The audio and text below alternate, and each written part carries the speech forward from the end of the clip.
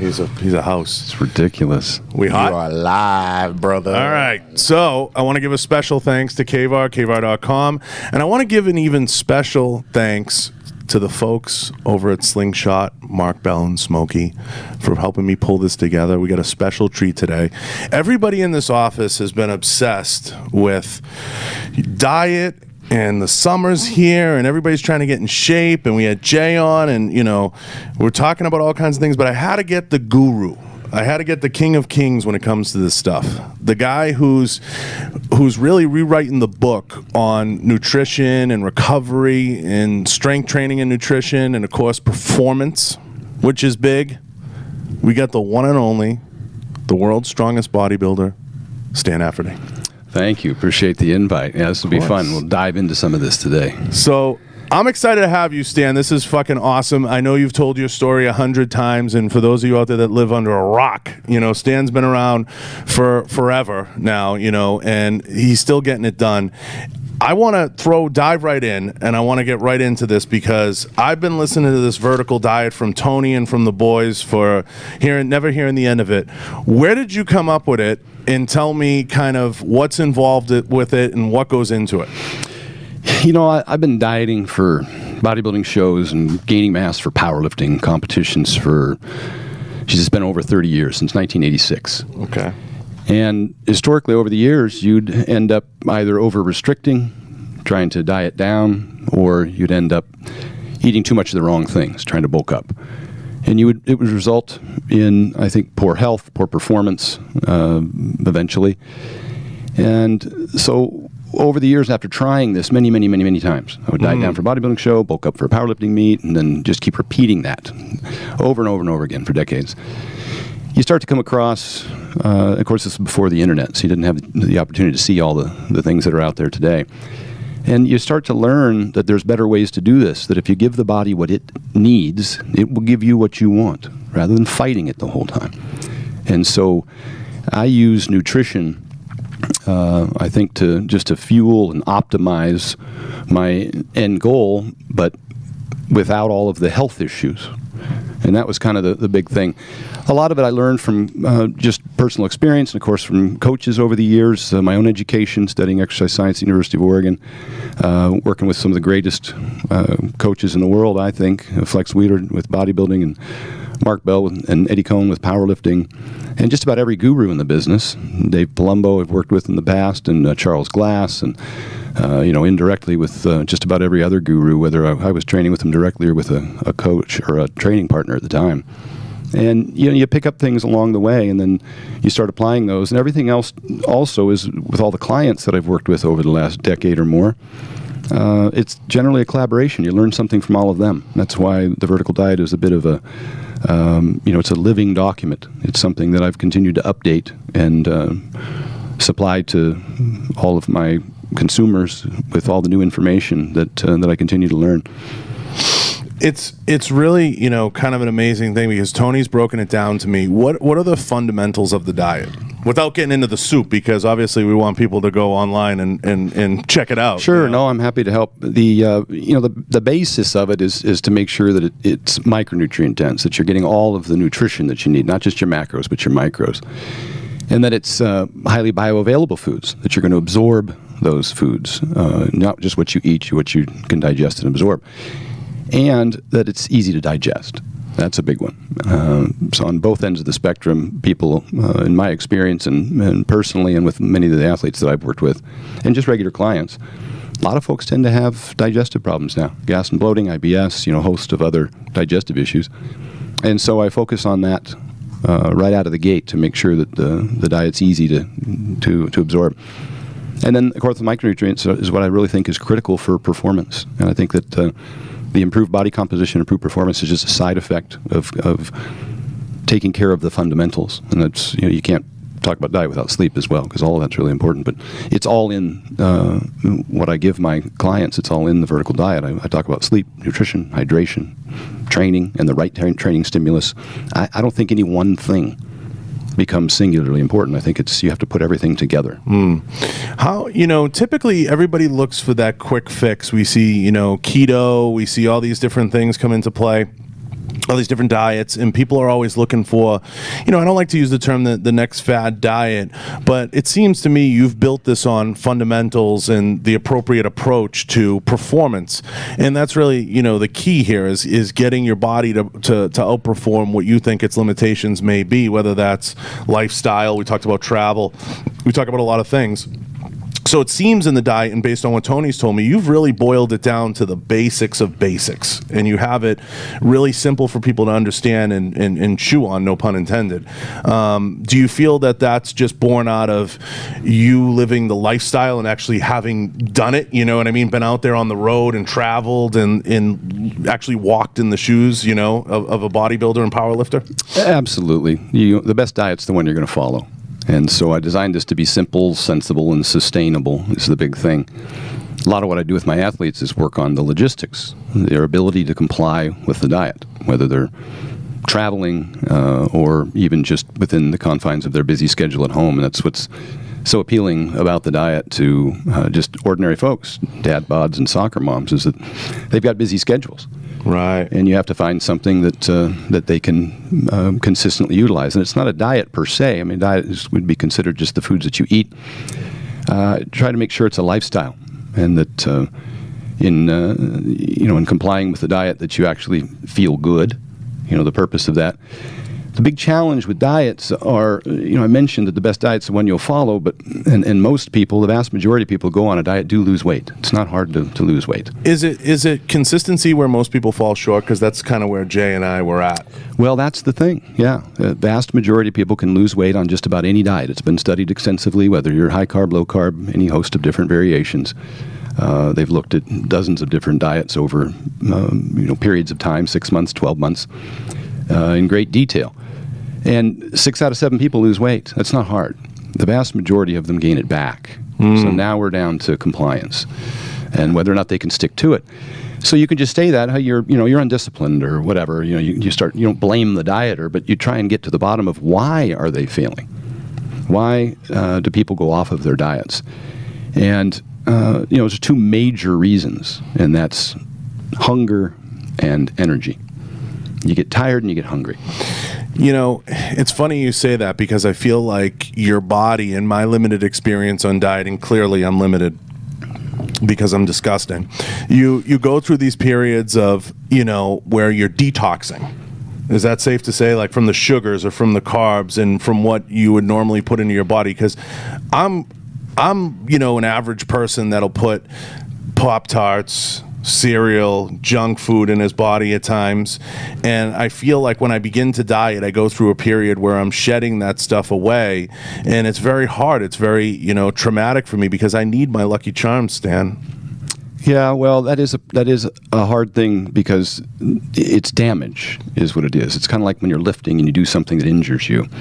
When you're eating, you can eat things that can injure you. And some people are more susceptible to that than others, and that's what they have digestion problems. Some people have celiac, some people have IBS, some people have a gastric reflux. And if you're eating something that aggravates any of those issues, then it's going to be a long, hard road to any success. I like that, damage. I never thought of it that way. That's what it is. It's whether it's physical or whether it's digestive, it's still damage, and so you got to be cautious. That's not to say that those foods are inherently bad for you. It's individualistic and it's dose dependent, and maybe you can design a diet that allows you to get some of the things that you like while still getting all the things that you need.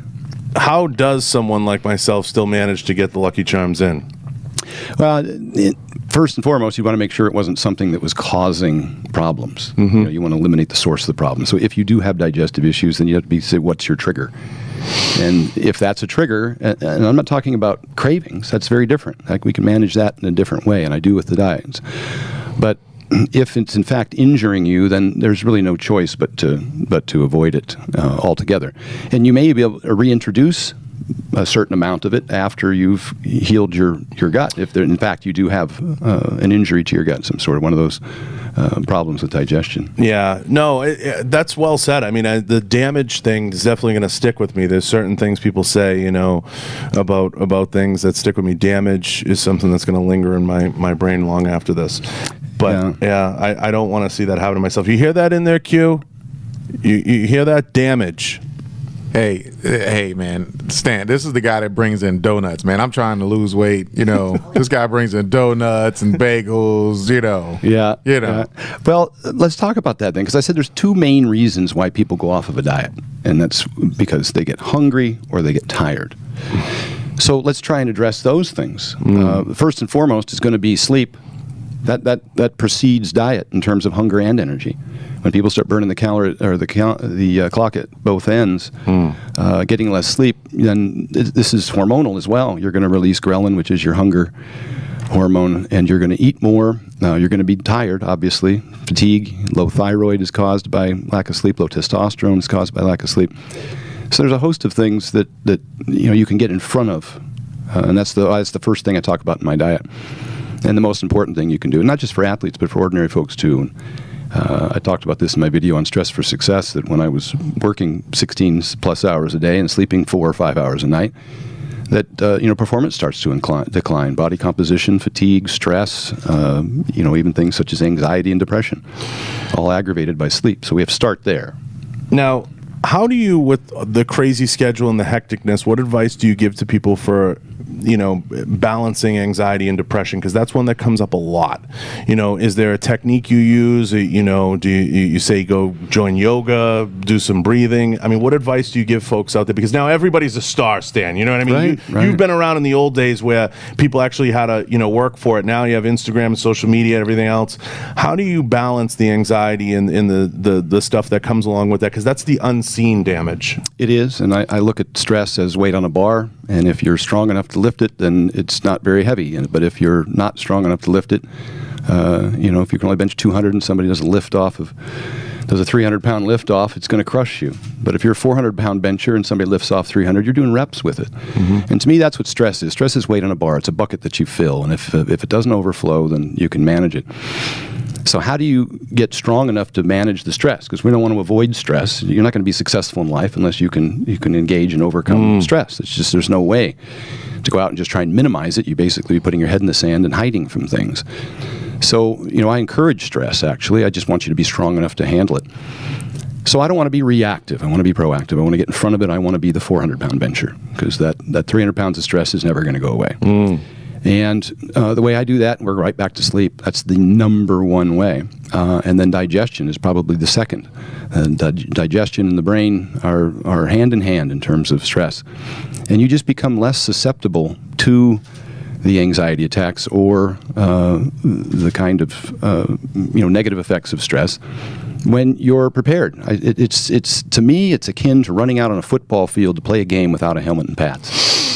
If you don't have adequate sleep and you don't have adequate nutrition and hydration, you aren't doing some modicum of exercise, you got to pay yourself first. And in my Stress for Success rant, I talked about the fact that I was not in a good place. And for the first time in my life, I started to experience anxiety in the middle of running a business. It was very challenging. You got employees, you got bills, all of that. And I realized, I went and read a book by Jim Lohr called Stress for Success. It's probably 20 years ago, or 15 at least, 20 years ago. And the entire book was about improving your sleep habits, exercising regularly, and eating healthy. There was nothing in there about, quote-unquote, managing stress, whether it be yoga or meditation or all of that. I'm not against somebody employing those methods, but I think that they're reactive, not proactive. I think that it's something you do to calm yourself down rather than being prepared for the event. Well, that's actually a phenomenal way to put it. I think you have to start with the foundation, the bones of the house, before you start to build floors on it. Yeah, and I think that's a great way to put it. I mean, I told Tony I'll be taking notes up a storm while you're talking, because a lot of this stuff is things you kind of already know. You didn't get this far without knowing some of these things, but I said it to Jay. And it was a quote I used, and Q said it a few times. Somebody else's excuse is another person's, how do I put it, Q? Someone else's excuse is another person's motivation. Yeah, absolutely. And you have to live in that world, and it has to start there, where you have to take whatever holds you back and use it as motivation to go forward, and use it as motivation to push you forward. And how you react to situations will basically shape the whole situation as it plays out. So your reaction to it. So I've learned, whether it was through jiu-jitsu and other things I've incorporated into my life that may have been reactive things, how to, and I learn a lot, by harnessing that kind of like, well, you're going to deal with haters, you're going to deal with commenters, you're going to deal with all these different things in life, but how you process that information when it comes in is going to affect everything else. It's going to affect your workout, your trickle down, everything. Like Jay always likes to say, when somebody called me with their problems, I hang up the phone.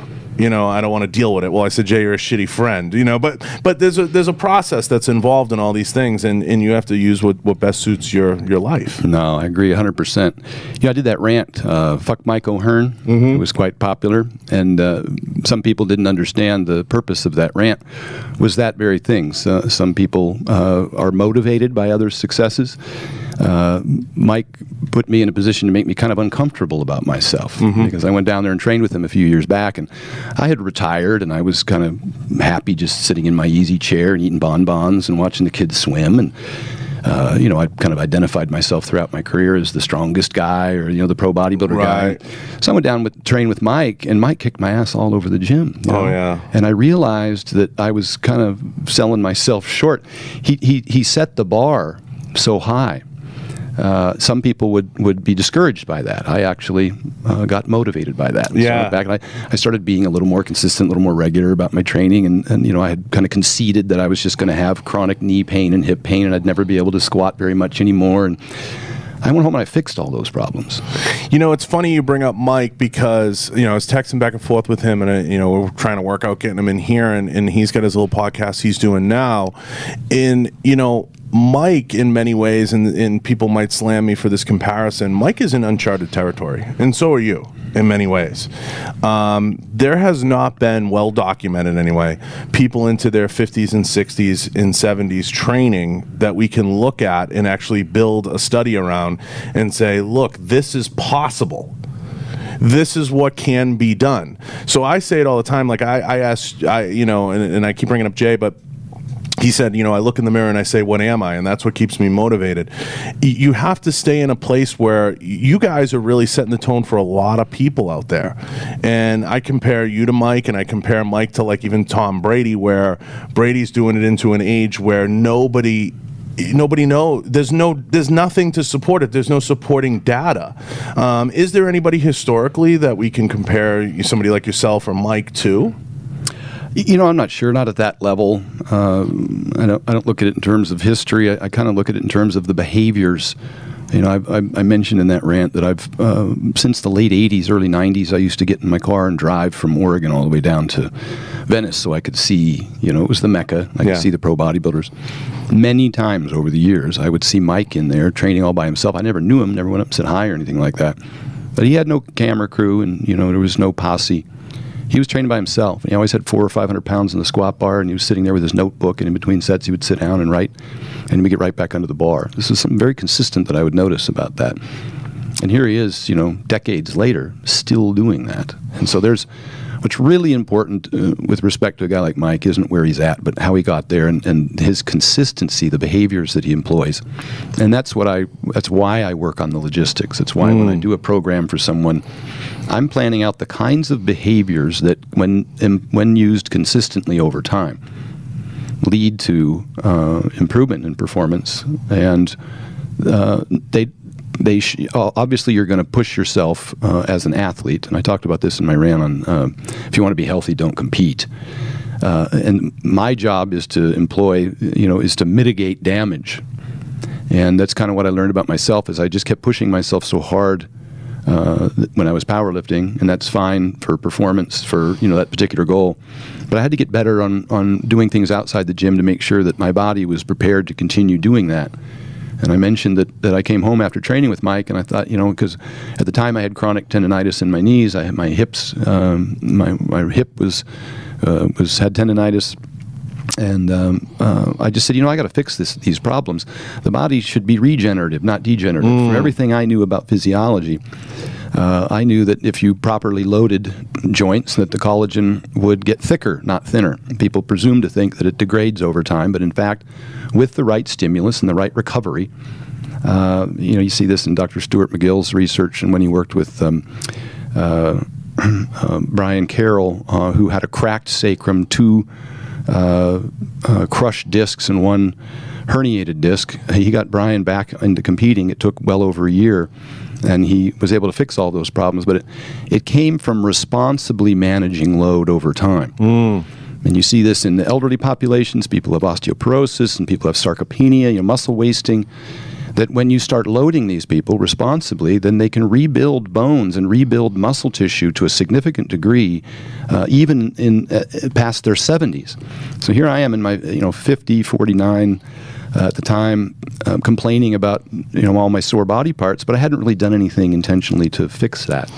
Do you look at I mean, there's so many questions I want to ask you, but do you look at guys like Ronnie and where Ronnie's at, and do you kind of, say, is it historically, bad to put yourself in that position where I know it runs in his family, and like what a lot of people don't understand about Ronnie, that's not necessarily all the powerlifting wrapped up into that, but is there, I know, Dexter came out and made some statements about Ronnie, and said, he needs to quit bodybuilding and this and that, and it might have been clickbait for what, for whatever it was worth. Sure. But where does the rubber meet the road with some of this stuff, and when do some people need to look at different alternative ways of training? Well, and you had a good point. There are alternative ways of training. So I mentioned that the body's regenerative, not degenerative, with the proper load over time, and you have to give it an opportunity. You have to give it a stimulus, and then provide it an opportunity to repair, and through super compensation, you can start increasing bone density and improving joint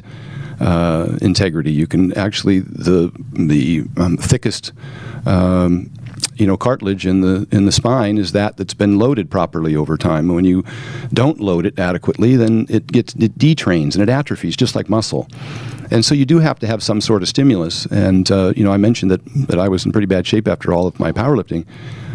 But now, as those who know me know, that after 10 years of chronic tendonitis, I'm 100%. My knees are fantastic. I have no pain. I walk out and squat over 600 pounds for reps with no knee wraps or sleeves, and I have absolutely no adverse effects from that. So I think it can be, if responsibly done, I think it's encouraged. I think it's the fountain of youth. I think it is the best thing that you can do for your joints. My dad's 89. I have him do box step-ups, holding on to something, and I have him pick up like a rack deadlift so that he can load his body so he can have a good stimulus for bone mineral density. And I want to move his legs, both for the muscle integrity and to avoid sarcopenia, but also because it's incredible for blood sugars. Mm-hmm. When you move your muscles, particularly your legs, and you work those muscles, then you can dramatically improve your blood sugars. You can absorb glucose from the bloodstream without the need of insulin. And that's why I think he's so healthy at his age, is because we've been doing that for some years now, whereas he had some health issues 5 years ago and was on medications. No longer the case. Specific to Ronnie, I think Ronnie got some really terrible advice. I think that the surgeons started cutting on him, and I had 2 different surgeons do MRIs on my hips, and both of them wanted to do hip replacement surgery. I reached out to Eddie Cohn, and I said, look, I need hip replacement surgery. Send me to your doctor, the one that had his done. And he said, no, go out here to Las Vegas and talk to Mark Philippi first. Former head strength coach at UNLV, runs the Philippi Sports Institute. And Mark and I just started being very deliberate. We backed up. We eliminated the source of the problem. We found pain-free movements. We started to move a lot. Just mobility kind of stuff through range of motion, gradually loading. And I went from, not being able to squat at all and having 2 doctors tell me I'd never squat again, to within just a matter of months squatting again, and 6 months later squatted over 900 and set a world record. And I was 45 years old at the time. So now subsequent to that, I did have some, I continued to have some tendonitis in the knees just from overtraining, but I've since remedied that to the point now where I have no pain. Ronnie got bad advice, and I've seen it over and over and over again. These surgeons are inclined to cut on you. And I'm saying these are bad people, but I think it's done way too much. The studies show that you're just as likely to recover with surgery as without. More than 90% of back pain remedies itself. just in just a matter of time. They call spontaneous recovery. And what it seems is that whatever method you're using at the time to try and get over the pain, you're going to, when you spontaneously recover, you're going to attribute your recovery to whatever method you were using. And that could be whether you're wearing a copper wristband or you're taking glucosamine chondroitin or getting surgery from a doctor. And there's no evidence that when you compare the two interventions together, that any is better than the other. So there might be some circumstances that require surgery, but the evidence is slim. What I see is that for the vast majority of people who get surgery end up needing subsequent surgeries, and that's what happened to Ronnie as well, more surgeries. So if people are patient and they go through kind of a rehab without the surgery, and they've done these what they call sham surgeries, where they've cut patients open and not done any intervention and just sewed them back up, and they had equivalent outcomes to the actual surgery in many, many cases. That's amazing. Yeah. So I'm not a big fan of surgery. That's between you and your doctor, but I think there's other ways out there. The folks from Barbell Medicine do an excellent job of providing this information on pain management and recovery, and I would highly recommend looking into their work long before you get cut on, because there's solutions. I was just recently talking to Eric Spoto, who's former world record holder in the bench press, 722-pound bench, and we trained together for years. And I hadn't heard from him in a long time, and so I reached out to him, and he turns out he had a back injury, which was very depressing for him. And if you read Brian Carroll's book, The Gift of Injury, he talks about the same thing, his back injury. Now, he sat in the car with a gun, because his whole life, he identified himself by his powerlifting. And now here he couldn't do the thing that he loved, the thing that he had been doing all his life. Eric Spoto was very depressed about this, and he, his back hurt. He was going to a physical therapist and a chiropractor, and they were bending and twisting him 2 or 3 times a week. And I think it's absolutely crazy that that's what these folks do as a method of therapy. You don't want to be bending and twisting a spine. It's a stabilizer, not a flexor. And if you have an injury to your spine and people keep bending and twisting you, you'll feel better temporarily, just simply because it relaxes the stretch reflex, the muscle spindles that respond to the stretching. And so you get a temporary relaxation, but you're basically picking the scab and you're re-injuring yourself and never allowing it to heal. I don't want to go take a too deep dive down into it, but when I talked to him 2 months ago, he had back pain for been up to 6 months, I think. It was recurring, and he just couldn't get over it. And now he's just after 2 months of, I think he got Brian Carroll's book, The Gift of Injury, which is a collaboration with Dr. Stuart McGill. And so he eliminated the stretching, started doing some of the 10-minute walks, started doing some of the planks and side planks. Just gave himself some time to heal, really. Eliminate the sores, find pain-free movements, move, rather than all the bending and twisting. And sure enough, here he is now 2 months later. He's been arm wrestling again recently at a competitive. He's getting ready, I think, to hopefully compete again. I'd love to see it, because he's such a freak. Yeah, this is amazing. I mean, he was a guy I tracked a little bit back when I was bench pressing. I had a violent pec tear. And, years ago, and it kind of sent me a little bit down a spiral of depression, where I was competing locally and everything in New England and trying to, chase a number, and I was doing that game. And that's kind of a conversation I've had with Tony many times, because Tony would always say, I just want to get this. I just want to get this. I said, it's a zero-sum game, right? I said, when you hit 600, you want 700. When you hit 700, you want 800. I said, you have to balance that off. Yeah. Another thing you have to remember about joints is I mentioned that those that are loaded responsibly over time are the thickest, and you can regenerate collagenous tissue. And in terms of recovery as well, I talked about this with my knee tendonitis. One of the primary things I did is I moved a lot. I put a lot of blood in the area a lot of times. Found pain-free movements for me beyond the 10-minute walks, which I did, which frequency becomes key. 30 minutes at the end of the day is not as effective as 3 10-minute walks, which isn't as effective as 4 minutes every hour, by the way, and that's been researched as well in terms of the all-cause mortality from sitting as compared to just moving 4 minutes out of the hour. And not even standing, but actually moving, walking around. Interesting research. But the big thing is that you have to pump a ton of blood into the joints. That's how they heal. People are always trying to put injections into their knees, and I've done many of them. Prolotherapy and stem cells and TB500 and BPC 150, you name it. I've jabbed at my knee to try and fix it over 10 years of chronic tendonitis while I was competing. And blood is really what the goal is. And some of these superficial therapies, a little electric stem, maybe some massage and whatever, that's what it's intended to do, but it's superficial and it's temporary. So moving becomes critical. 10-minute walks is kind of where I started. And then I started using a recumbent bike. And oddly enough, I used this to recover from working out over 10 years ago when I would squat really heavy on a Sunday. Monday, I had a recumbent bike in my room, and I would spend 10 minutes 3 times a day. So the frequency was important, and getting tons of blood in there. So I would use a 30-second spin under just a little bit of tension, and 30-second rest, 30-second spin, 30-second rest. Basically a HIIT session for 10 minutes, 10 30-second sprints. I would get up off the bike, and I had a pump in my legs. My knees would feel pretty good because I had lots of blood in there, right?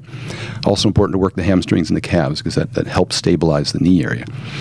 And I would do that 3 times a day. And what I found is that my previous protocol was just to sit around a lot, just to rest, kind of the powerlifting protocol. Don't run if you can walk, don't stand if you can sit, and don't stay awake if you can sleep. That was the powerlifting protocol I've been through many, many times throughout my career. The movement dramatically improved my recovery. I had less delayed onset muscle soreness, brain fog, the whole thing all down the line. And so the recumbent bike was critical for recovering my knees. Also, I started using the banded leg press so that at the base of the movement, when my knee was when it was stretched, most susceptible to injury, the weight was really light. And at the top of the movement, it was heavier. And same thing, I would use a little higher repetitions and more consistency. At one point, I was doing 10-minute leg press sessions a couple times a day because it just felt so good. And this wasn't, a workout. The thing that I liked about the bike in particular, it was all concentric. It wasn't eccentric. It wasn't doing any damage to the muscle. It was just all push, push, push. And that doesn't do as much damage, so I could do it more frequently. But the blood was key. And the blood is where the knees recovered. And here's kind of why, in a nutshell, is that all those joints are synovial joints. And in order to get oxygen into your cartilaginous, your tendons and cartilage, you have to move those joints to get the oxygen through and into those structures.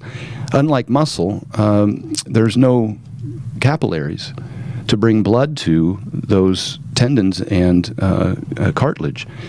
So the movement does that. It's like the cartilage is like a sponge, and when you move, it squishes out all of the bad stuff, and it absorbs just like a sponge all the water. It'll absorb oxygen and nutrients. So the movement becomes critical. Does it excite you when you see companies putting gyms now into the workplace and starting to bring that element, every day and putting it in people's faces? Yeah, if people would lift. Lifting is different than just walking on a treadmill. Right. Very different. People use cardio presumably to lose weight, not terribly effective. Walking on a treadmill at the end of the day, not only is it hardly sustainable, most people won't do it over an extended period of time. That's why I always recommend the 10-minute walks, because they're really sustainable. You can do them anywhere, anytime, after breakfast, around your hotel, at the airport. You can do them anywhere. I do them every morning. Yeah, they're fantastic and sustainable. And they, with a decent pace, an arm swing, you can achieve just about enough VO2 max, just enough metabolic equivalence to give you, I think, about all the health benefit that's been studied to provide you, an anti, what am I thinking? Just kind of all the health benefit that you can get: a decreased all-cause mortality, cardiovascular fitness, about 7 to 8 METs, which is about the equivalent of 13-minute mile. You can achieve that, I think, with a brisk walk. Do you feel like, people have overthought the whole fitness thing? Because it feels really simple to me. Well, yeah, I think so. I think we're doing a lot of things that are ineffective and not doing the things that are more effective. Obviously, 99% of it's just controlling calories. Again, I mentioned cardio wasn't all that great for weight loss, great for health. But when you compare groups, and this has been studied, one that just diets and one that does diet and cardio, they have relatively equivalent outcomes. There's not a significant benefit. The weightlifting, on the other hand, can preserve muscle mass, increase bone density, provide lower blood sugars. The weightlifting is really long before I'd ever have somebody do cardio. I would have them incorporate some sort of resistance training. And they don't have to go to a gym and squat. They can do some push-ups and air squats, for that matter. So as long as it's consistent and you get some sort of loading, it stimulates muscle protein synthesis for up to 24 to 48 hours, depending on the intensity of the work. That's something, that's obviously going to encourage muscle growth, and it's going to help you metabolize calories. There's where your sugar comes in. You can earn those calories, and I would time them around the workouts, the hypertrophy workouts in particular. And as always, you have to watch the total caloric intake. Now, I have a theory. Is the best time to work out in the morning? There isn't a best time.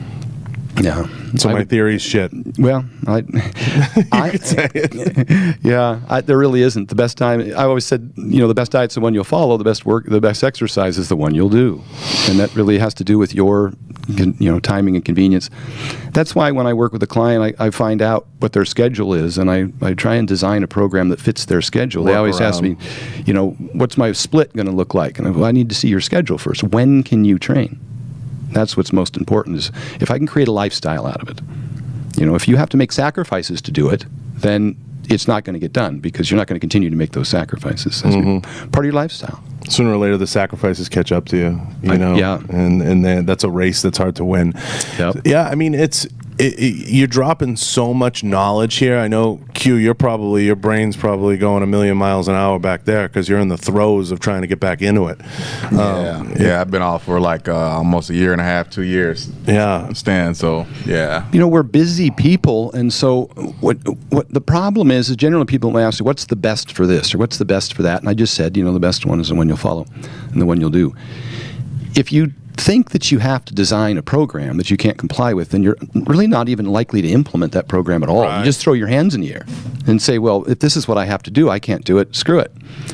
And so what I've tried to do, particularly with busy professionals, is create something I can get the biggest return on my investment that doesn't compromise my ability, or to whether it's your work schedule or kids or other things that you enjoy. And that's why I keep repeating that the diet's 99% of the game in terms of body composition and losing fat.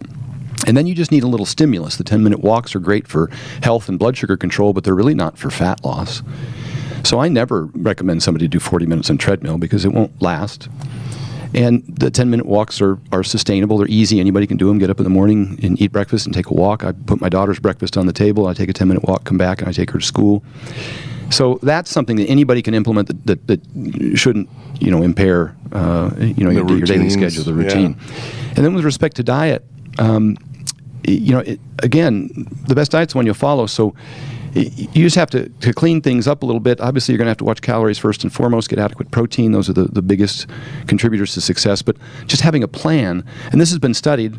They've studied what are the behaviors that are most likely to result in successful dieting. And meal prep, the number one, by far. And that's not because I own a meal prep company. I'd love to have you buy vertical meals, but you know what? You could buy Jenny Craig's, or you could make your own. It doesn't matter. But when you prep, this is one thing that the bodybuilding figure physique bikini industry does very, very well. They do a lot of shitty stuff, but they do this very well. They carry around their Tupperwares. I use my little thermos. I don't make any money saying this. I get these off of Amazon, and I can put a hot meal in there. If I travel to the UK, I'll take 5 of them with me and put them in my carry-on bag. And I've got a meal every 3 or 4 hours as I like. It's the food I want. It's nice and hot. I don't have to eat airport food. I don't have to order room service. I got what I need when I need it. I might even throw a dozen frozen meals in. When I usually travel over the weekends, I mentioned I've been in 10 countries and 40 states in the last 18 months. I travel all the time. I never am off my diet. Yeah. I'm eating what I want, when I want, and I enjoy it because I take hot meals with me or frozen meals that I heat up in a microwave at my room. The logistics, I plan ahead. Yeah, and when I would travel or when I would be busy, I always kind of, the minute I feel that heating up, if it's not making sensible choices on the road, which sometimes you don't always have that option, I've always leaned on the Icon meals, and the guys over there are great. They've supported me. I try the vertical diet meals. I'm open to anything, but I always prepare. I always try to say, like, okay, I don't want to be a total asshole on this trip, right. Or on this, right. And it's really that simple, whether it's packing a few Quest bars or something to make a good choice. Yep, it's meal prep. Whether we prep or you prep, it doesn't matter the company you use. Just the fact of the matter is that's the number one indicator by far exceeds any other intervention, whether it be electronics for tracking, which I think is also important, coaching, registered dietitians, clinicians. They're way down on the list in terms of compliance. So Meal prep's the number one. That's why I'll get together with Brian Shaw's wife, and we'll do a grocery list before he heads out to compete, and then I'll show up a day early. Everybody's seen the videos of me at the Arnold or the World's Strongest Man in Florida going to Costco and loading up all of their food and bringing it to their hotel room and setting them up just so that they can have the food that they need. It's critical for them for performance. I think it's equally as important for people, who are working, busy professionals, working hard, or moms who've got kids that they're trying to manage their own schedule throughout the day. It saves you time and money, and it makes you feel better, because when you start eating a large variety of food, a few things happen. One, either you start to get gas and bloating and digestive issues, digestive problems. Two, food reward tends to cause people to eat more. The people who, and this has been studied as well, the weight control registry studied over 10,000 participants who lost over 60 pounds and kept it off for over 5 years. And they tend to eat the same things pretty often. And I know that people squawk about that. I don't want to eat the same thing all the time. I do it with the guys here, Stan. Where do we eat every day? Teriyaki boy. We go to teriyaki, but we go to Jay's spot. We eat beef and rice. You tend not to overeat when you eat the same thing pretty consistently. And that's not to say you can't have other things in your meal plan, but a couple of things happen. You tend to eat more of it, and generally people will pick something they're hungry for. And we're terrible at estimating calories. We're horrible at estimating calories. We're off by 50%. Registered dietitians are off by 20%. Labels are off by 20%. Restaurants are off by 30 to 50%. And then our portion size, we have no concept of what that is and whether or not there's some oil in there or something that's adding an extraordinary amount of calories that you can't really tell in terms of size. So we're bad at making those decisions. That's why, I can't stress enough how important meal prep is. I mentioned earlier, we talked about two things, energy and hunger. And I think we should go back to that. Yeah, go. Because I talk about the diet being based on micronutrients, and that's how I curb some of these problems. We talked about sleep, how important it was for both energy and hunger. Okay, it mitigates, in terms of hunger, your ghrelin hormone. Satiety is another big thing. I select some items that are high on the satiety index. They measure certain foods and how long they keep you full. One of them is I throw in a daily potato. Another one is I'll throw in a daily orange. Those offer a great benefit from potassium as well. But generally speaking, high-protein diets will be high-satiety diets. Plus, they're high thermic effective foods, so you get a fewer net calories out of eating protein as compared to one of the other macros. Obviously, throwing some fiber in there. I have some carrots in my diet.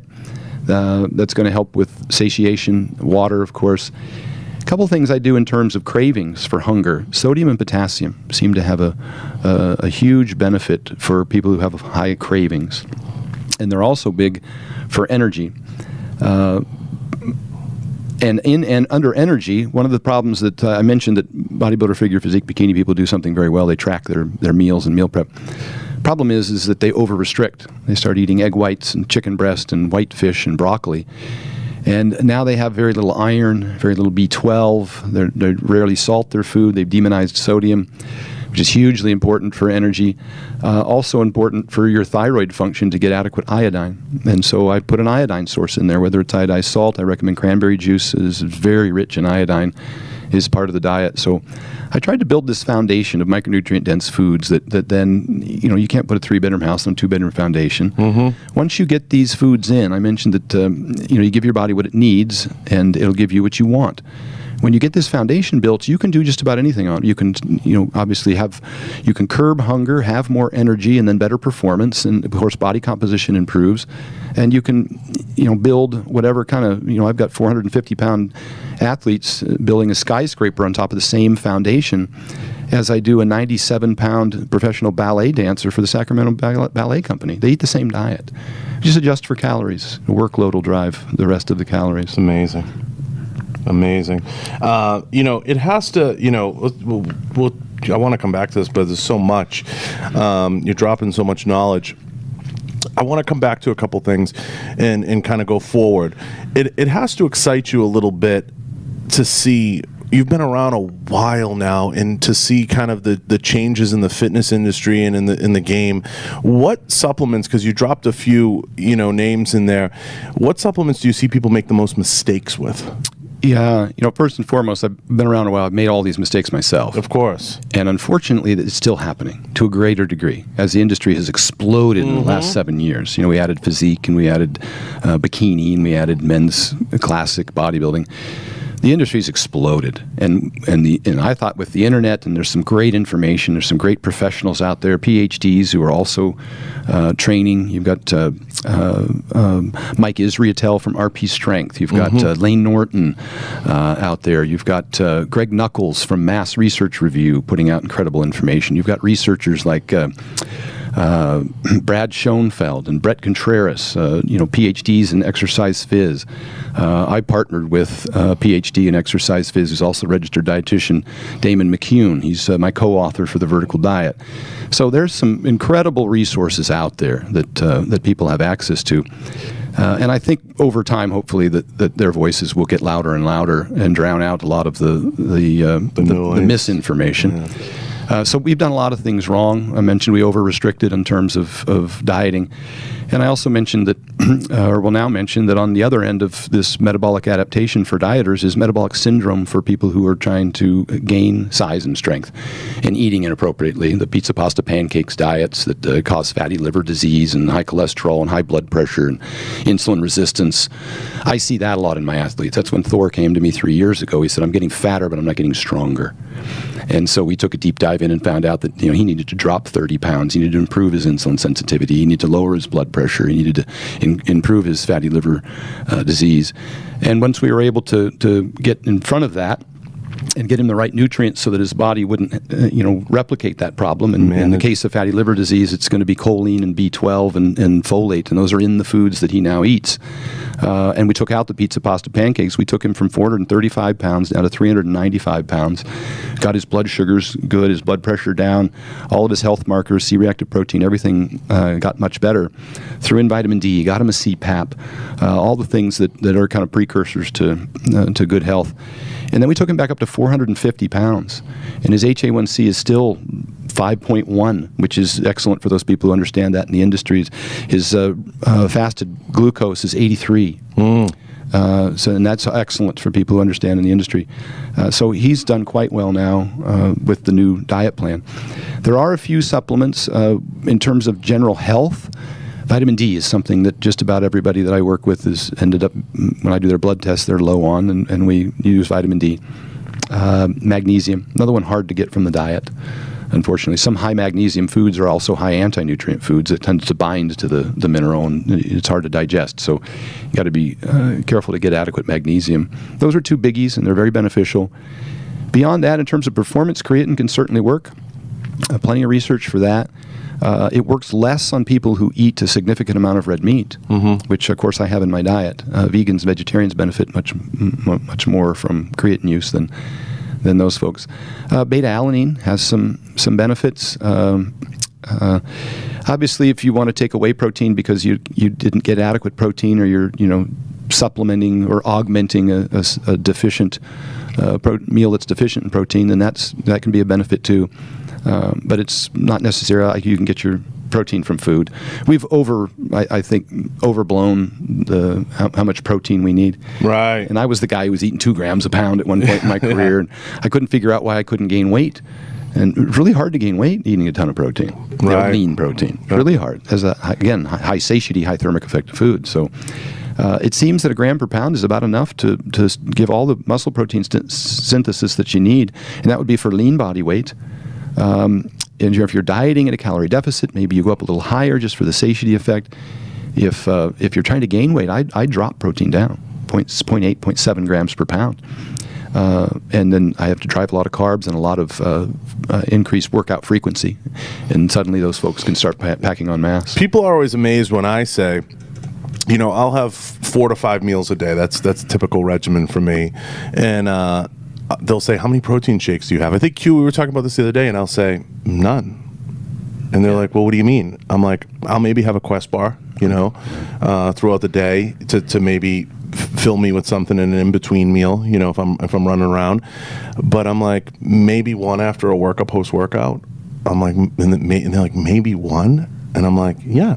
Yeah, it's not better than food. It's convenient and it tastes good. I know it's been sold as some sort of magic, but protein's protein, as long as it, you get an adequate bolus to, maximally stimulate muscle protein synthesis. That's generally around 30 grams, maybe 40 on the top end. 20 could probably get you 90%. This has been studied extensively.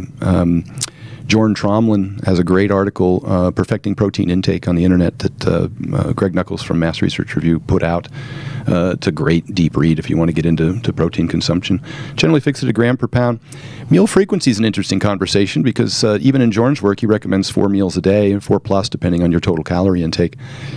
But there's excellent research now that suggests that even if you're doing an intermittent fast and you eat, say, at noon, 4, and 8, that even for training individuals, that there's equivalent muscle gain and strength gain and recovery only eating the 3 meals a day, presuming you control for calories and protein intake. You want to make sure it's equivalent. Stan, I was giving John a hard time because I was telling him I always get my protein shake in after I hit the weights in the gym, and it always makes me feel immediately better. But not so true, huh? Well, it's fine. In the absence of a meal, yeah, it's great. It's not better than food. I will say this in terms of, if you look at sports performance, International Society of Sports Nutrition talks about this in their research. They like a little bit of protein with carbs, pair a workout or immediately following a workout. It helps increase carbohydrate absorption to recover from those workouts, particularly for individuals that train twice a day. If we're going to talk about CrossFitters and we're going to talk about MMA fighters and people who train twice a day, then we absolutely want to start implementing some of these important nutritional strategies to improve performance. And one in particular that's hugely beneficial is if you're training twice a day, at least after the morning workout, you're going to want to replace the carbs, the sodium, and the water that you lost. And if you don't get adequate carbs, then throwing in 20 grams of protein with a smaller amount of carbs can help increase the absorption of the glucose. There's some very specific recommendations I make when I work with fighters. And, I'd mentioned earlier that I flew George Lockhart out a few years ago to work with me and a professional fighter that I was working with at the time. He was very gracious, came out here to Vegas and sat with me. And since then, I've attended his courses. He has that one, what would you call it, a clinic that he provides. Like a seminar, yeah. It's extraordinary. I've had the opportunity now to attend on 2 different occasions, plus his seminar, where you spend a full week from start to finish working actually directly with the athletes, going into their rooms, weighing them, feeding them, making their meals, measuring everything they consume, doing their water cuts, and preparing them to get on the scale, and then providing them their refeed when they get off the scale. And so, I've learned an extraordinary amount about this. I've probably done water cuts for every world record holder in powerlifting at one time for every weight class. And, performance is different between those 2 groups, which is why I flew George out. Because the first time I worked with an MMA fighter, I want to make sure I don't overfeed these guys. Right, I don't want getting in, gassing out. So he's very specific. He measures this thing to a T. And I put a lot of that stuff in the Vertical Diet ebook that I did, so people could because I get those questions a lot from people to help with weight cuts, etc. If you're going to train twice a day, ISSN recommends this as well as the NSCA. Take 500 milligrams of sodium before your workout, and take 500 milligrams of sodium after your workout, and also get adequate carbohydrates and water to replenish what you lost during training. You can weigh yourself before and after, and that can give you a good measurement of how much fluids you need to take in. And if you're going to burn 300 calories during carbohydrates during a workout, you want to replace that with 75 grams of carbs. It's better to utilize 2 carb sources. They're absorbed twice as fast. It's more effective for absorption. And it could be fructose and dextrose. It could be dextrose and maltodextrin. It doesn't matter. 2 carb sources. I've noticed and this is a dumb question. I'm going to ask a novice question. I've noticed The Rock and Jay have said this. They're big proponents of Gatorade. That's fine. There's a sugar. While you're training, whether para-workout or post-workout, particularly if it's an intense training session. Now, if you only train once, and I think a lot of people overestimate the intensity of their training. Of course. It may not be totally necessary to suck down a gallon of Gatorade after a workout. Yeah. The typical bodybuilding workout, or even powerlifting workout, when you're sitting around for 10 minutes between sets, probably doesn't burn an extraordinary number of calories. Plus, you can replenish that glycogen over the next 24 hours to fuel your next workout. So it's not. This is a situation, I think, for people who are kind of looking for that competitive edge, particularly those that train twice a day. Get that. Because Jay was real specific. Yeah, he was. I remember very, he liked. And I know Stan, The Rock has been publicized with the Gatorade. Post workout, he drinks it. Stan, he was specific about the powder. He liked to use the old school powder. Yeah, Gatorade. Mostly dextrose. Yeah, that's probably why. Dextrose is a monosaccharide. It's really easy to digest. It's absorbed very quickly. I think that.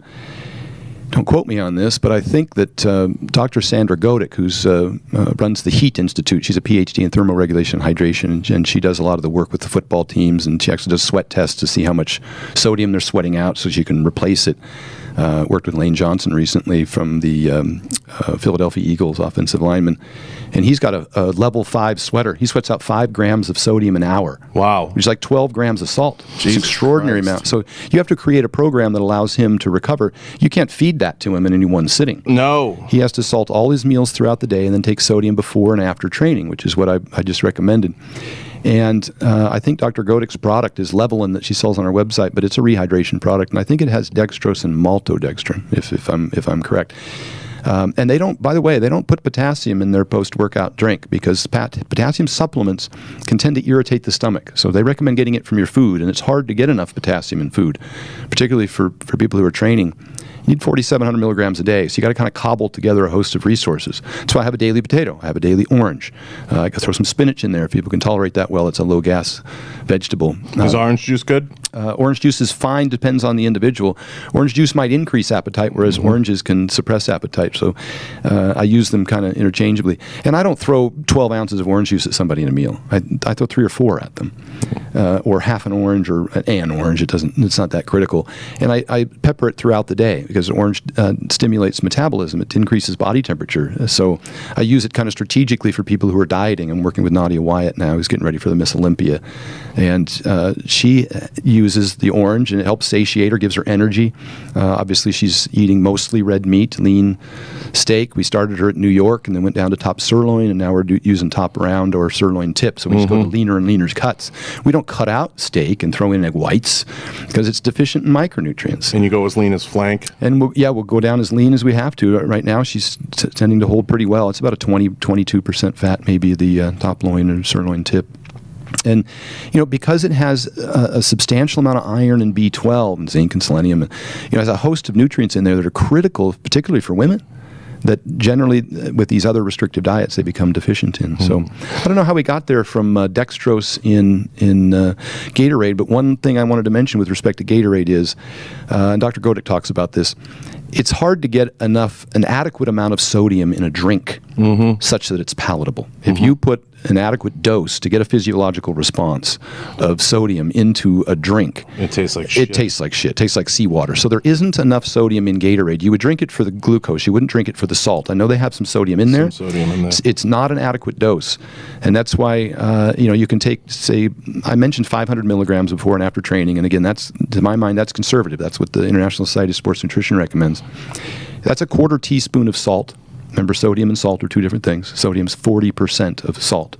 Sodium chloride. It's another great reason to get sodium in or salt in because hydrochloric acid helps with digestion. Yeah. So it's a 1/4 teaspoon of salt, or I use these thermotabs, or you can use Nun tablets. Because I was going to say, people hear that, Stan, and they're like, oh, I can have Chinese food then. Yeah, well, there's other problems with that. Or they hear Because that's what Q hears. Bring on the salt. Or they hear that and they think if one is good, 10 is better. And the next thing you know, they're overdosing sodium. And for lack of a better description, when you do that, you will piss it out your ass. Your body will suck water into the stomach and expel that sodium quick. So you may want to experiment. 500 milligrams is very conservative, a 1/4 teaspoon of salt. Camille LeBlanc at the CrossFit National Championships, I had her doing 1,000 milligrams. It's a 1/2 teaspoon, particularly before and after her long events, the 30, 40-minute events. And over the course of 5 days of competing in the Reebok Championships, she gained a pound. Oh my God. And historically that had never happened because people tend to lose a lot of weight. And sodium depletion is kind of a progressive thing. It's a cumulative thing. It's a problem that happens over time. And then you end up, with the cramping and the loss of energy and a host of other problems. So it's really important. I think it's most critical. I would have the sodium before I'd have the sugar.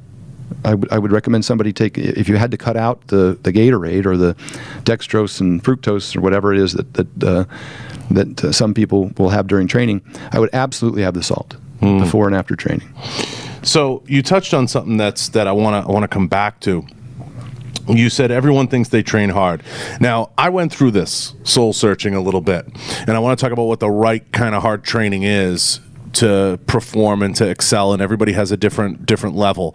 You know, I've trained with Branch. I've trained with a lot of the guys that train incredibly hard, so I figured out what hard training is along the way, and I've been through some of those workouts with Tony, of course, through the years. You know, what is your definition of training hard and getting a good hard workout in? This is just kind of depends on the population you're talking to. If you're competing in something, then you're going to have to continue to take your body somewhere it hasn't been before. And as mentioned don't take me to the top of the pyramid. Take me, okay. you know what I mean? Take me to the top. I take a deep dive on that in my rant on if you want to be healthy, don't compete. But for the average individual, and again, this goes back to prescribing, getting the most benefit, the biggest ROI out of a program. Most people, and what the literature suggests, is that you want to train for hypertrophy in particular, just for stimulating muscle tissue, which I would do preferentially over any cardio, because you can certainly get a significant cardiovascular benefit from just lifting weights. And the 10-minute walks, of course. There's a lot of science to this. I include an entire schedule that that Brett Contreras put together that walks through all the different things, and I'll just recite them here. It's also on his Instagram page.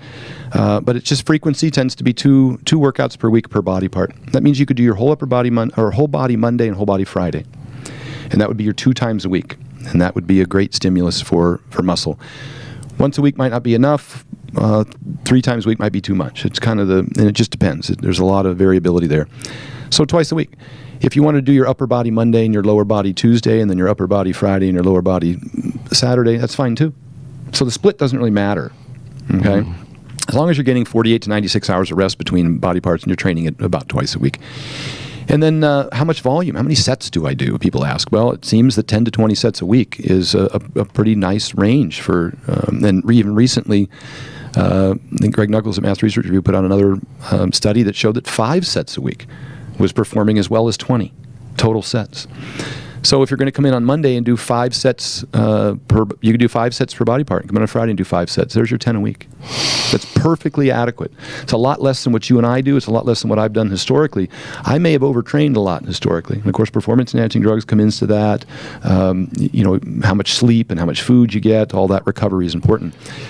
10 to 20 sets a week. So one of the ways I design this for busy people is I'll have them come in, maybe they can train twice a week. I'll have them do a superset. I'll have them do a set of squats, rest a minute, go do a set of hamstrings, rest a minute, do a set of squats, rest a minute, do a set of hamstrings. So do 5 sets of each. Then they can go over to the dip bar, do a set of dips, rest a minute, do a set of chin-ups.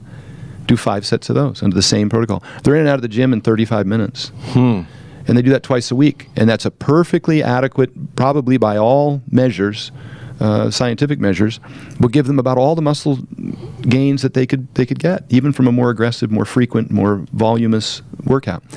The one condition being the load. I'm going to talk about load real quick. You can gain just as much muscle lifting 5 rep sets with a heavy weight as you can lifting 10 to 12 rep sets with a moderate weight, as you can lifting 20 rep sets with a lighter weight, 40% of your 1 rep max. They have equivalent outcomes. It's been studied extensively. But you'll get stronger with the 5s, probably get some more muscle endurance with the 20s, but you'll also build more fatigue in the 5s and the 20s. And fatigue isn't the key driver. Muscle damage, we used to think, of course I did, I built my career on it, how much pain I could put myself through and how many days I'd limped around after training. Not the primary driver of hypertrophy. Matter of fact, the suggestion now is to go within a rep or 2 of failure and not to failure and beyond. The comparative studies show that there's no additional benefit. It may even be detrimental because it'll influence frequency. And I've found too with heavy squat sessions that it'll also give you brain fog and you're exhausted the next day and here's the big thing, compensation will occur. When people train too hard, they tend to go home and they sit more and they eat more. Right. They actually gain weight. there's so much here. You're dropping so much knowledge. So it didn't shock you at all when Bob got on Joe Rogan and he said deadlifts are stupid? Not at all. Yeah, and I mean it's really nuanced. There's a whole lot of stuff there. I work with Robert, so yeah. I'm in agreement with some of that, particularly for the average person that doesn't deadlift. Because I called Tony like the phone was on fire. Because Tony's like, you got to do 700 pounds, you got to do 800 pounds. I called him like the phone was on fire. Well, a couple things. One, if you don't actually deadlift in competition, you don't need to necessarily deadlift to get all the on a straight bar. You can use a trap bar. When I work with NBA basketball players, I put them on a trap bar because I don't want them to bend over quite so far. Plus, I don't like to do as much damage, central nervous system loading of the lumbar spine, because, again, it prevents me from doing more volume elsewhere. Particularly for those individuals, you're an MMA fighter, you've got to do your jiu-jitsu, you got to do your Muay Thai, you got to do your wrestling, you got to do your boxing. Because he and I have had this debate like for hours on the phone. I'm talking about like a heated debate where I've said to him, I said, Tony, I don't do deadlifts anymore the way that I might put 135, and he's got into the debate, maybe you could do two. I'm just an advocate of, I do other things that I'm stimulating the muscle and getting my central nervous system triggered. And I said, but I also have to go and do jiu-jitsu and maintain flexibility and stay in, there's other things. I've never been after I was done powerlifting, and in my career was nowhere near the level of yours or some of the guys out there, Brian. But I said, this isn't a part of my life I need. The benefit and the risk don't collide. Yeah, and I'm not trying to say that deadlifting is inherently risky. Weightlifting is amongst the lowest injury per, when they measure it, number of injuries per 100 or 1,000. It's amongst the lowest, certainly when compared to any contact sports. So I don't think so. And if it's done correctly, if you maintain a neutral spine, and you progress responsibly, as we started out talking about, I don't think it's inherently a bad lift. It's just that when I have an athlete, this is kind of like the whole Olympic lifting thing. It might take some time and energy to train that correctly, and I'm focused on that. I don't want an athlete to be a good weightlifter. I just want them to get stronger, and so I try to give them the kinds of exercises that are easier to perform. That's really my goal, and if it's not part of what they compete in, but I do want them to get stronger, and it does require you to progressively load significant loads to get stronger. As we mentioned, you get the same hypertrophy benefit from 5 or 10 or 20, but you get stronger with 5. So I might just do a block pull or a trap bar, and in all fairness, I attended a seminar earlier this year with Mark Ripito at Starting Strength, who's extraordinarily smart guy on this stuff, and he says he doesn't recommend trap bar deadlifts because people will lift it up and then tend to scoot their hips too far forward and have an adverse effect on the lumbar spine. So there's another thing you got to watch out for. Don't overextend on the trap bar. I make people keep make sure they keep their hips a little bit behind them.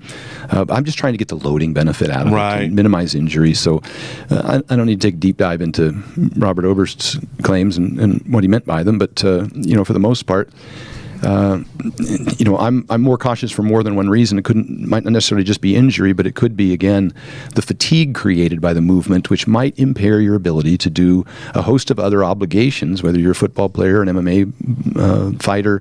Your priority is your sport-specific training. It might be something you do more in the off-season and less as you get closer and closer to competition, in terms of phasing those different training stimuli.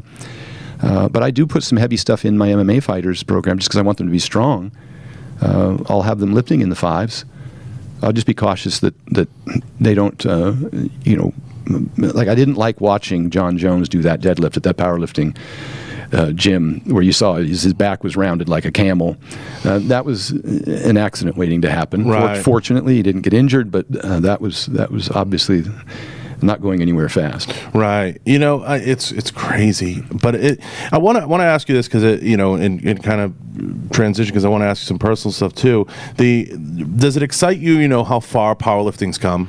Oh man, it's amazing. Just even 10 years ago when I was coming up and Because between you, Eddie, you have to be over the moon with seeing where it is. I'm really excited how the diversity, that all the different weight classes that have filled out, the women that are participating. Oh, Maddie, we see a ton of CrossFitters getting involved in powerlifting. They start pulling on the heavy weight, and they love it. It's and even folks that don't compete, just even elderly folks, as they get up in age, to see the benefits for, again, you get a lot of muscle wasting, sarcopenia as you age, just to see the benefits of weightlifting and how it's the fountain of youth. Barbell Medicine's entire, the foundation of their whole program is based on that, using lifting weights as medicine, it has to have you over the moon. It has to be super exciting because, just seeing what Mark's doing with the culture he's creating, and just in general, I see these guys kind of really, when I was doing, I'm 38, so I'm old enough to remember it was still in the shadows. It was the sawdust gyms. It wasn't, it wasn't out there. Now it's everywhere, and you have these stars really like Brian and Thor and some of the guys to look at, and Maddie Forberg for the women's side doing a lot of really cool stuff. You have people out there that you can look at and say, wow, they're really doing it. The Strength Cartel guys, there's so many. Yeah, and I think it's fantastic how many people are involved now. You used to go into a gym and the squat racks would be empty, and now they're all full, and the deadlift bars are all full. Every time you go in, you got to share space, and there's just as many women as men, and it's awesome. And I love that guys like Mark are bringing, not to date you at Eddie, but they're bringing guys in and saying, these are the guys that started it. These are the guys that really founded it, and they deserve the respect that's given to them, And I think that's a tremendous culture he's creating there.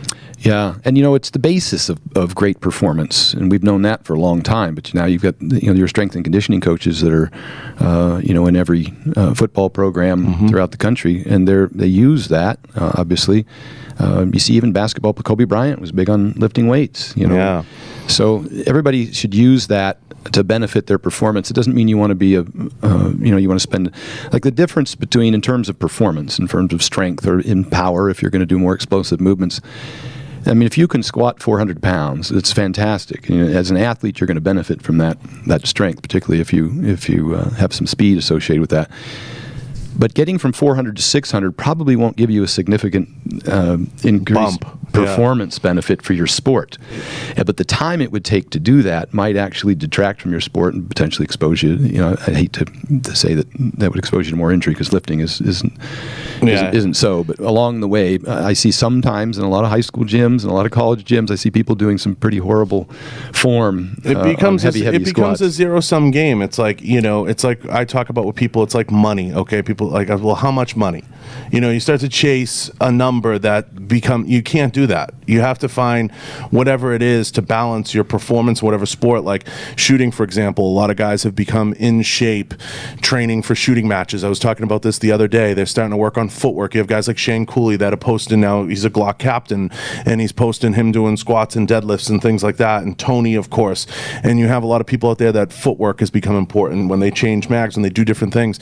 But it's a balance. You can't get so, I don't like to say big and clunky, but you can't get so far into the powerlifting that you start to diminish your performance in the sport. Yeah. And the biggest thing, again, we go back to compliance, is consistency is the most important thing. Even if you only get to the gym once a week, get in once a week.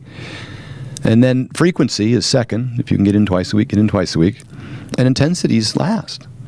So if you can just start stringing together, just schedule it in, and the length of time, we already talked about how to break up a workout to get it in and get it done quickly.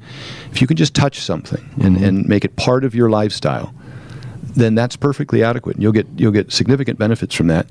Use your meal prep, use your diet to control body composition. But the training component, the 10-minute walks, and at least a couple sessions a week of resistance training should be something that's built into every lifestyle, so that you have your helmet and pads on when you go out to compete every day, whether it's in a sport, whether it's in the business world. You'll be much better off. And what people have to realize is that oftentimes I get folks that are out of shape and they've got some health issues. They might have low testosterone, they might have low thyroid, high blood sugars, high blood pressure. The vast majority of those problems are going to be remedied simply by weight loss itself, irrespective of what diet you use. And you know, a lot of folks, they want to run right in and maybe talk to a doctor and think that they need testosterone or thyroid medication or like that. Vast majority of those problems cure themselves just from the weight loss itself. And fat has its own hormone system. Fat releases hormones, leptin for one. It can affect estrogen levels. I think that fat increases insulin, which then frees up testosterone from SHBG, and then that's converted to estrogen. So it's like this snowball rolling down the hill. It starts to create consistent good habits and good production. Yep. And good output. if you can flip the script on that, then, you know. Does it shock you at all? Because we talk about, the last 15 years, and I say this, 15 years ago, you would have never seen a commercial for low T, and the amount of performance enhancement. You think society is now, with the, the growth of people using CBD and marijuana, does it shock you at all? I think society's so naive as to how much performance enhancement is out there and how much people are utilizing the performance enhancing drugs and things like that.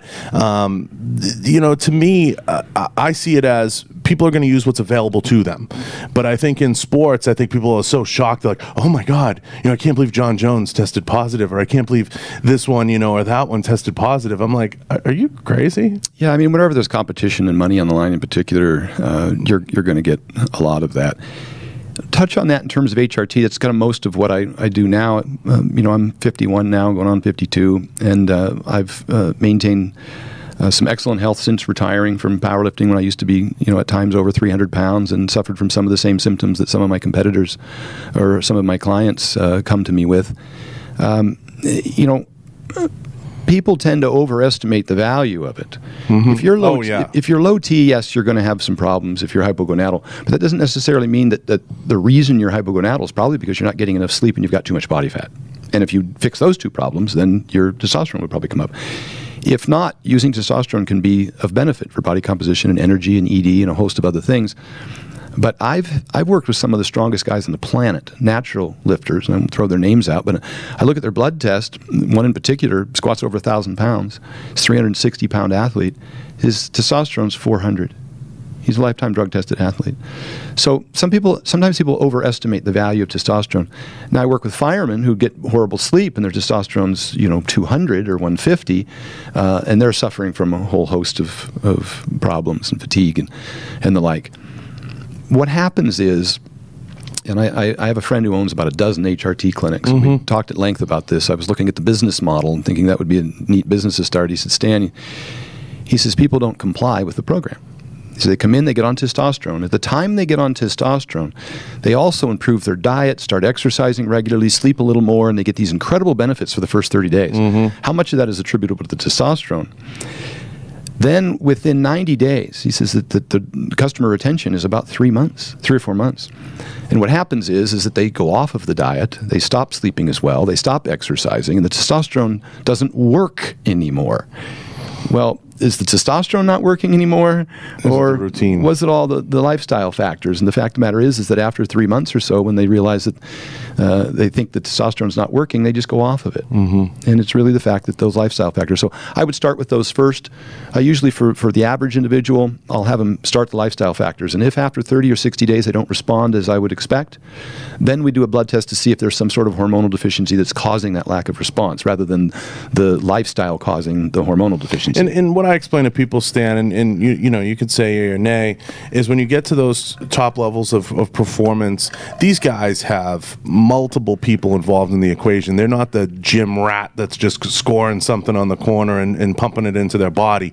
They're getting blood work. They're getting this stuff analyzed, and they're seeking peak performance first, and then layering in what might be HRT or some type of protocol. Yeah, hopefully. I'll be honest with you. A lot of folks have a lot less advice than I wish they would get. And it's true. I even see top UFC fighters.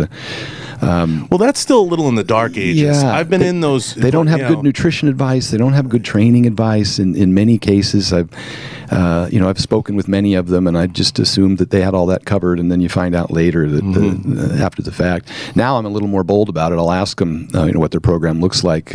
Typically you're cautious not to offend anyone or step on anybody's toes. It was a nice thing about working with Lane Johnson recently is he has a trainer, and Gabe reached out to a friend of mine, Jesse Burdick, and just to see if I could get involved. And he wasn't territorial, and so I flew out to Philadelphia and we worked together to see if there was anything that we could improve, and we found some pretty important things. He wasn't wearing his CPAP because it wasn't uncomfortable, so I reprogrammed it, got him a new mask, and now he's starting to wear it. He wasn't using his hydration protocol, even though, and I'm calling poor Lane out. Dr. Godick did the sweat test, but he didn't actually implement the hydration protocol. Didn't understand or appreciate maybe how important it was. These guys will all go train their asses off, but I don't think that they think it's as important as it is. Just something as simple as taking salt and what a huge impact it can have for joints and performance and recovery. Before we kind of get closer to wrapping, let me ask you this. How amazing is the human body? Oh, it's incredible, especially the part about being regenerative. My dad was obese and smoking cigarettes when I was 7 years old. And he went to Washington, D.C. He's an engineer. He went out there one year when I was about 7 years old. And was out there for 7 weeks. He came home and he started jogging. This must have been, 1973 or 4. And he lost like 30 pounds, stopped smoking. And here he is now at almost 90 years old, in great condition, no medications, clear mind, eats a healthy diet. And the reason I say that is because, I wrecked myself, as a lot of athletes do, throughout their career. And, of course, the dynamic injuries are a little more difficult to manage. People end up blowing out their knees, etc. But that doesn't mean that you can't fix those problems. And it's not just about athletes. I'm talking about, my dad's not an athlete. He was a normal guy, worked his whole life. Those are the folks that reach out to me now that they're not lifters, and they're not looking to compete in anything. They're just unhealthy. I get guys in their 40s who have, type 2 diabetes and obesity, and all the time they reach out to me. And the first thing I want to get across to them is like, this is something you can fix. And it doesn't have to be this, we've made it too difficult. We've given them diet programs they can't comply with, eating things they don't like. We've given them exercise programs that they don't enjoy. And they seem to think that sometimes initially maybe some medication is warranted to prevent some, acute problem. But it shouldn't be something that is considered to be, in most cases, shouldn't be something that they should feel as though they have to be on for the rest of their lives. I've helped many people get off of a host of different medications, antacids, the list goes on and on. Yes. Blood pressure medication, cholesterol medication, and this is with, working with their doctor and seeing subsequent tests demonstrate that they no longer have the need for those things. And I'll be honest with you, 97% of these problems are corrected in a large degree simply by weight loss, a little better sleep, a little weight loss, moving around a little more, 10-minute walks. That's training. It. Yeah. It's crazy. Now, I got to ask you, because without giving away too much, you're in the area. Let me put it that way. Yeah. We got the Area 51 raid coming up. Yeah. Are you part of, and Jay answered straight out, are you part of? Yeah, here we go. Oh, and the lights came on. The lights came on for this. Jay would be all over this. Do you have sources, and are there little green men? I don't have any sources. I don't know about any green men. I'm so busy I got kids. I can't worry about Area 51. I've got big important things to worry about, like watching SpongeBob SquarePants and stuff like that. And those are like at the top of my list of important things to do every day. Yeah, I really haven't followed the whole thing very closely. I'm aware of what's going on there and all the people that are supposed to be. Has it happened yet, or is it coming up? No, it's coming up. Are they going to find anything? I don't think they'll find anything. Yeah, Vegas is funny. People come here, they gather around for a host of different things. We got the porn convention here and the tattoo convention. We joke here. about this all the time. Q, what do we always say? Everybody, when we have friends reach out, because I just moved here. I'm from Boston originally. I was in Montana. Now I'm here, and I spent some time in Miami. But people always think what, Q, about Vegas when they come and visit? They think our whole life revolves around us being butt naked on the strip. Yeah. They think like when they come visit, like, where's Stan? Stan's on the strip. He's partying. Like they think that's. I don't think it has anything to do with Area 51 or Green Man. I think it's just another event that people can come get together. It'll be a thing. It's just a thing. Yeah. There'll be drinking. There'll be drugs. I was saying, it's interesting. We could go there and set up a booth, and we could probably do very well. I was just about to say there's going to be some people profiting off of this. Certainly the hotels and restaurants. Some shirts, but funniest story though. I used to live in Eugene, Oregon, and every year I think that the Grateful Dead would come. And people would be, they'd be in tents. They'd be spread all over the place. I ran an apartment community there, and they would come try and tent in our community and shit all over our lawn, and it was terrible. Squat. And so my buddies, they went out to the grocery store, and they bought a whole bunch of fruits, apples and oranges and stuff, and they set up a little table, and they were trying to sell fruit, and they couldn't sell any damn fruit. The guy next to him had like a little heat press. And he had some Wonder Bread and some Velveeta cheese, and he was making cheese sandwiches and selling. He had a line a mile long. I would have sold a can of beer for $2. So you make a fortune. That there. sounds like a jailhouse grilled cheese right there. Jailhouse grilled cheese. So it's crazy because there's all this stuff in society's interesting. It's like I feel like with social media, and I want to get your thoughts on social media, Stan, quick. But I feel like we just need a thing. We just need something. And Area 51 was one thing, and we're going to raid them aliens and we're going to find them, but I feel like we just need stuff. We need things to occupy our time. Do you feel like social media is a good thing or a bad thing? I mean, it's a double-edged sword as with everything. I think it's fantastic that people can find a place they feel that they belong. People like to be part of something that's bigger than themselves, and it gives them some direction.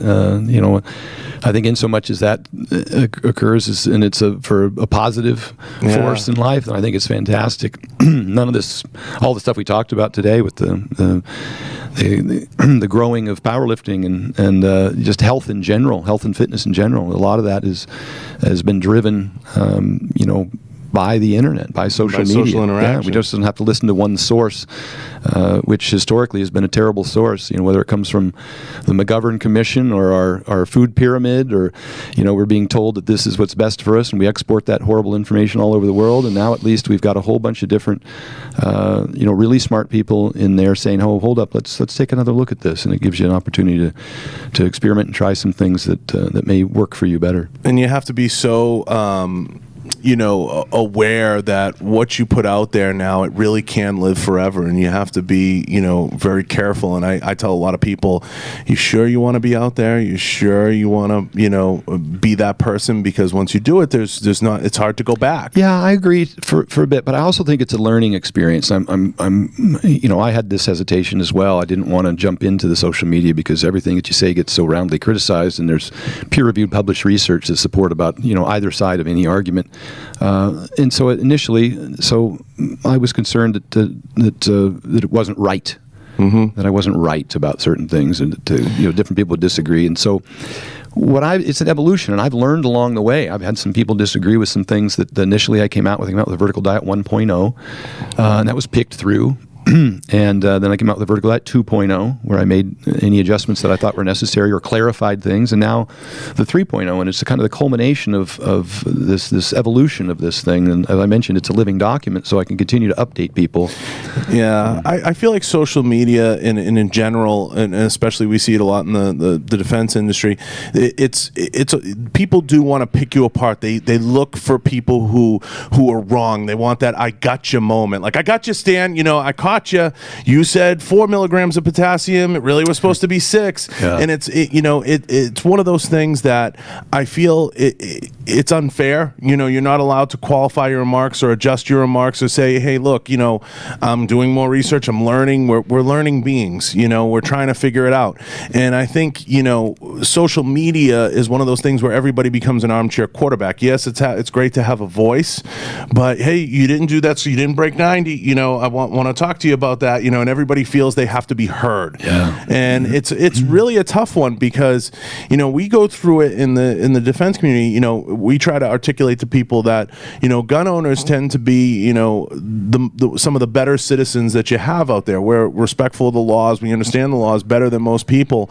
And we're doing our best to continue to improve as a group and as a crew. And it's, in fitness, it's something not too dissimilar. Okay, I didn't break parallel, let's relax for a second. I'm going to fix it. I'm going to get that right. Yeah. And it's everybody's hypercritical and everybody wants to look for somebody who had said something wrong or wrong speak or something. Oh, I got you there, and there's these I got you mobs, and they sprout up and they show up on your page or they show up on my page or they show up on anybody's page and they're like, he said this. Did you hear what he said? Oh my God, we're going to get him, and you have to be a little aware of that. Yeah. Well, there's incurable folks out there. There's no question. For the most part, if you're looking in the right places, the dialogue, the discussion, the education, the information is great. Sometimes I dive too deep. I get off onto a whole bunch of I love it. Trails and I love it because this was episode here. You got really deep into it, and for a lot of people, they need to hear this stuff. And I think, for the most part, I feel as a society and as a group, as far as social media goes, people tend to take themselves too seriously, and I feel that people need to relax a little bit and enjoy life. And I tell people all the time, you need to accept that social media is going to be the best part of someone's day. Yeah. They're going to put something out there that says, geez, I had a really good time doing this, or I enjoyed that, or I'm going to put this bit of information out there because I feel it's at the heart of whatever it is I'm articulating. Yeah. But I think people, they can't resist. They want to say, Stan, I saw you do that curl, and I got to tell you, you didn't really hit the muscle the perfect way. And you're like, I still get that all the time. I just posted a squat video last week. It was like, oh, Stan, you're going to hurt your back. And I go, okay. Well, I'll write that down. Yeah, I'll remember that. And some of it is good. Don't get me wrong. There's the fake weight mobs. There's this, and some of it's good. I mean, people need to be put into check, and that stuff happens. But there's no forgiveness now, Stan. That is true. Yeah, and you have to remember, don't compare yourself. That people's social media life is much better than their real life. I'm having a shirt made that says 500 likes equals $0. Yeah. Most people don't realize that's not. You can't live there. Right. You can't build a house there. You can't live there. Yeah, and I can't be the guy I used to be, so I want to get a T-shirt made that says "Google me, bitch." Yeah, I like that. And I just want to say to people, these are the guys, guys like Stan are the guys that were doing it when there was no social media. They were paving the way for what is now, and I'm respectful of that because I was powerlifting back in early 2000s when I was in college, and we looked up to the guys that we saw in the magazines and in the rags, and you maybe caught a back-end article, Stan Efferding does it, and we didn't have what you have now. Now you have a yellow brick road that leads you down a path. Don't beguile or shit on the guys that are trying to put information out there and trying to educate and trying to make the consumer better. And I feel like in this new world we're in the new normal, everybody's trying to, and that's why I like Mark, because he pokes fun at himself, and he'll poke fun at a lot of things he does, and he doesn't take himself too seriously. And everything I post or put in my stories is a little tongue in cheek and some of the stuff, and I'll put stuff out there, and I'll always go on Tony's page if you ever notice, and I'll leave a comment that'll be like, I think that jump was fake. I think he used and he'll get all his little guys, he'll chime in, Yeah. But I'm trying to have fun with it, and I think people have lost a little bit of the humor in society and in life. We only get this one life, and you can't buy back the time, right? Yeah. So enjoy it and smile and have a little fun with it, and I think people should just be a little nicer to everybody. Yeah. Well, and also it gives people a platform. Hopefully they use it responsibly, but we can communicate with people now all over the world. I get feedback from people. I'll be at an airport and someone will come up and want to get a picture, and generally will tell me a story about hopefully that something that they read of mine they were able to incorporate into their program that helped them in some way. And I get these stories a lot, and that's extremely rewarding. Probably the health aspects as well as the performance aspects. And I wouldn't have had the opportunity to do that without social media. I'm talking from every country in the world. People reach out to me, and I'm always checking to see where they're from. Because it's just mind-boggling to me that I'll get that kind of feedback. I'll be in Dubai this year. I'll be in Russia this year, China. There's a lot of places I've been able to go as a result of social media. A lot of you guys, affected Tony and I on this side of the industry, and I want to say thank you. Of course, whether you knew it or not, when I reached out to you, I was like, this is a guy who paved the way for a lot of the things that influenced myself. I know Tony, and I know of course guys like Pat McNamara out there that are training, and we looked at a lot of the things that you guys were doing and said, we want to bring this into our performance and into our sports and into the things that we're doing. And, I know for a lot of law enforcement, you brought firemen, guys out there that are training, they're looking for the best advice they can get, and they're looking for the best help, and the information you're putting out there is definitely super helpful. So I want to thank you for that. Yeah, thank you for having me on. Let me spread the message with your group. Of course. Yeah, I mean, of course, and we really appreciate it. Where can everybody find you, and what's the best way to reach you? Stan Efferding, whether it's stanefferding.com, my website, or Pull at it up, Stan Q. Efferding on Instagram. Of course, that'll get you to a link that'll get you over to theverticaldiet.com, which is my meal prep company. We deliver meals nationwide, and over 4 million meals a year now through our partnership with our provider, and it's been really, really popular. Do you have a walk-in location, or it just ships? Just ships, yeah. It's meal prep. We send it to you. It's really delicious. We just got a couple colleges on board. Obviously, all of my great athletes are on there. You can see my CAC scan I just did yesterday for cholesterol, for calcification of the arteries. And There it is. Yep. There's a lot of exciting stuff on there. So We're ordering the meals. yeah, they're delicious. We have the world's strongest monster mash in there, which is delicious. Just watch the calorie count. Put that down as part of your daily total, and eat something that you enjoy and as part of your lifestyle. And access to the ebook's $100. Yeah, at stanefferding.com, you can download the Vertical Diet and Peak Performance 3.0, and it covers everything we talked about in great detail. It's over 250 pages with over 200 references, not just to peer-reviewed published research, which can often be, there's a ton of that in there, but it can often be kind of hyper-specific, but to articles and videos from people in the industry that I think are, a lot of names I mentioned today. SMEs. To show their studies and their research, and they can bring that information to you. There it is. Vertical Diet and Peak Performance 3.0. That's a living document. I update that periodically with more information. Does that diet look familiar, Q? What do we eat every day? Yeah, I need to get on this, man. Yeah. Yeah, no, absolutely. And I can't thank you enough for coming down and taking the time, getting to visit the facility, getting to hang out a little bit and kind of drop some knowledge on this side of the industry. It's really super appreciated, and the community loves you for it, and I appreciate it. Awesome. Thanks, brother.